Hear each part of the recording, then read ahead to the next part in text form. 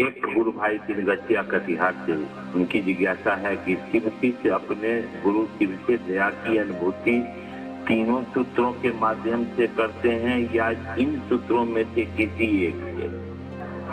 कैसे पढ़िए? शिव शिष्य अपने गुरु शिव से दया की अनुभूति तीनों सूत्रों के माध्यम से करते हैं या इन तीनों सूत्रों में से किसी एक से? इसमें और एक सवाल जोड़िए, या किसी सूत्र से नहीं। ये भी जुड़ेगा ना भाई। एक आदमी मोहब्बत करता है किसी से,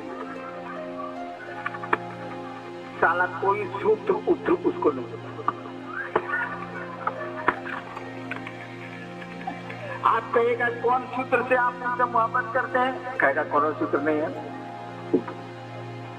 मोहब्बत है लेकिन एक आदमी है कि एक सूत्र से मोहब्बत शुरू किया, एक आदमी है कि 10 आदमी को सूत्र से मोहब्बत शुरू किया।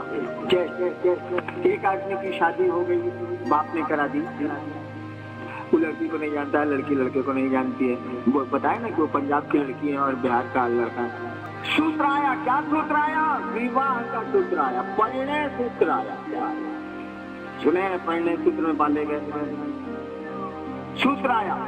ये परिणय सूत्र आया तो जिस दिन आया उस दिन कोई मोहब्बत नहीं थी भाई जी, लेकिन 10 साल 5 साल बीतने दीजिए, पति पत्नी में प्यार हो जाएगा। सूत्र का देखिए कमाल हो गया।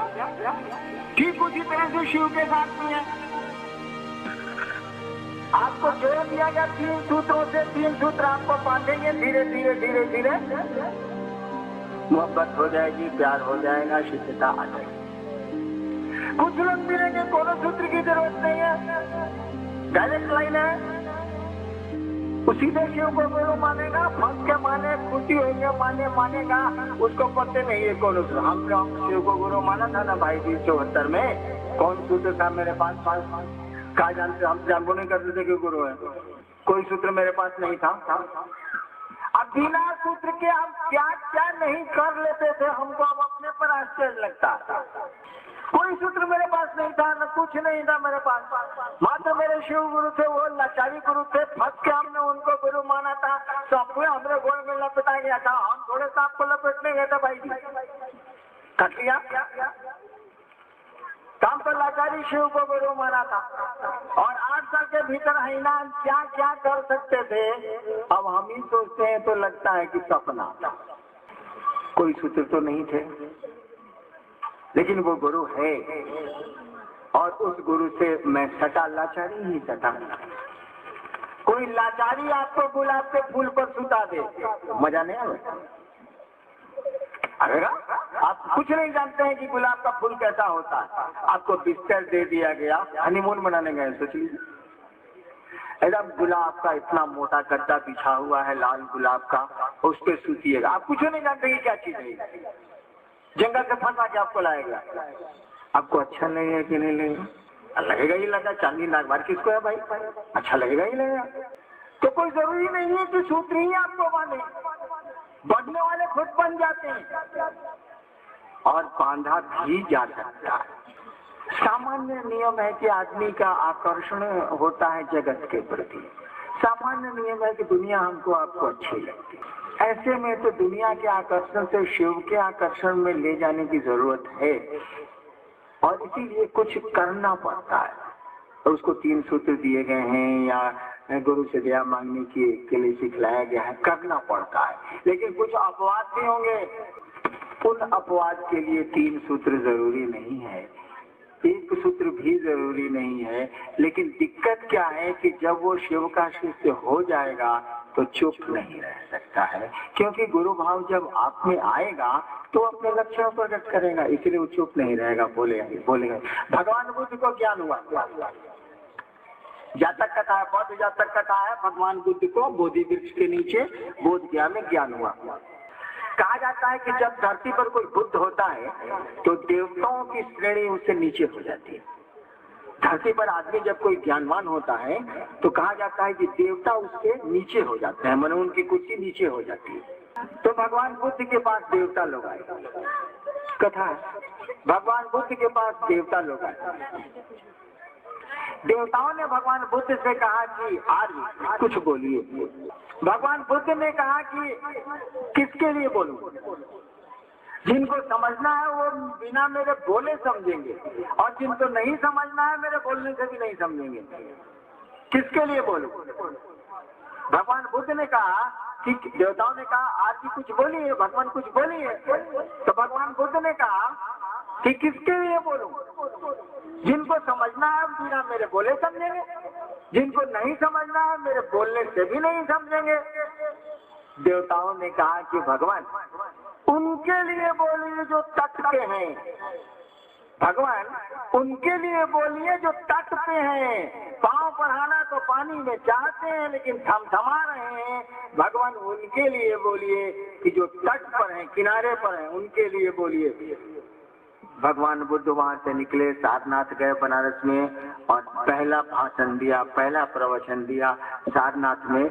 उन्हीं के शिष्य जो बोध गया में उनको छोड़ के गए थे, वही सारनाथ में रह रहे थे, उन्हीं के बीच में उन्होंने पहला अपना संभाषण दिया, पहला प्रवचन दिया। आगे एक ड्राइवर टोला कटिहार से भाई की जिज्ञासा है कि शिष्य भाव का जागरण हो, शिष्य भाव बना रहे तथा स्थायी हो जाए, इसके लिए क्या करना चाहिए? तीनों सूत्रों के माध्यम से या मात्र गुरु दया से? जब वह थोड़ा कठिन है इसीलिए सोच रहे।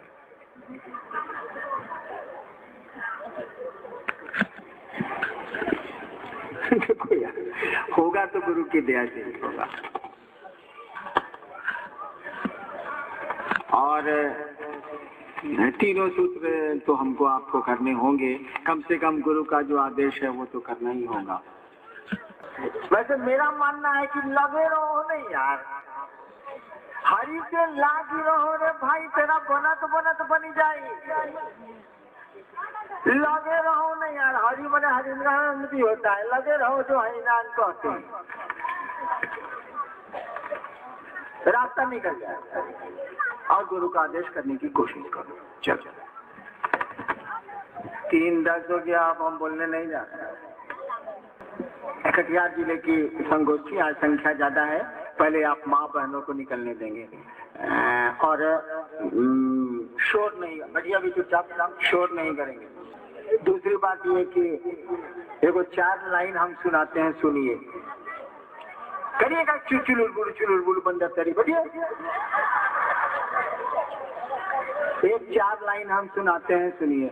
महादेव का एक चेला हुआ है, नाम था मत्स्येंद्रनाथ। उनका शिष्य हुआ है गोरक्षनाथ। बोलचाल में लोग बोलते हैं मच्छंदरनाथ, और गोरक्षनाथ को बोलचाल में लोग बोलते हैं गोरखनाथ। महादेव गोरखनाथ महादेव के शिष्य थे, यानी प्रशिष्य थे, शिष्य नहीं थे वो। मच्छंदरनाथ शिव के शिष्य थे, और मच्छंदरनाथ के शिष्य थे गोरक्षनाथ। गोरखनाथ एक 4 लाइन लिखे हैं, सुन लीजिए। हवा की न चली बा, हवा की न बोली बा। ठबक के नहीं चलेंगे, हबर नहीं बोलेंगे। हवा की न चली बा, हवा की न बोली बा, धीरे धरी बा पाँव। जोगी का लक्षण, साधु का लक्षण क्या है? हवा की न चली बा, हवा की न बोली बा, धीरे धरी बा पाँव, गर्व न करी बा, सहजे रही बा। गर्व नहीं करेंगे, गर्व न करी बा, सहजे रही बा। भणत गोरख राव, गोरखनाथ कहते हैं भणत गोरख राव। गोरखनाथ कहते हैं कि सहज रहेंगे, गर्व नहीं करेंगे, हबर नहीं बोलेंगे, थबक के नहीं चलेंगे। सोचिए महादेव के चेला का चेला था, वो क्या बोला?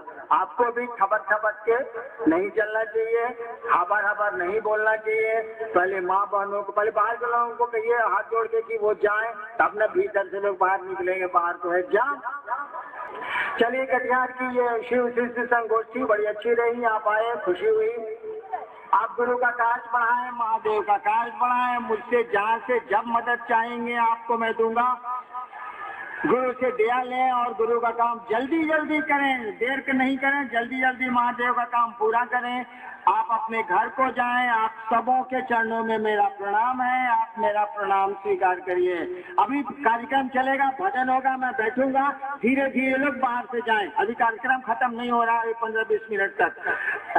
बाहर वाले धीरे धीरे निकले, तब न माँ बहने इधर से निकलेंगी। और भजन का कार्यक्रम हो रहा है, आप सबों को मेरा प्रणाम।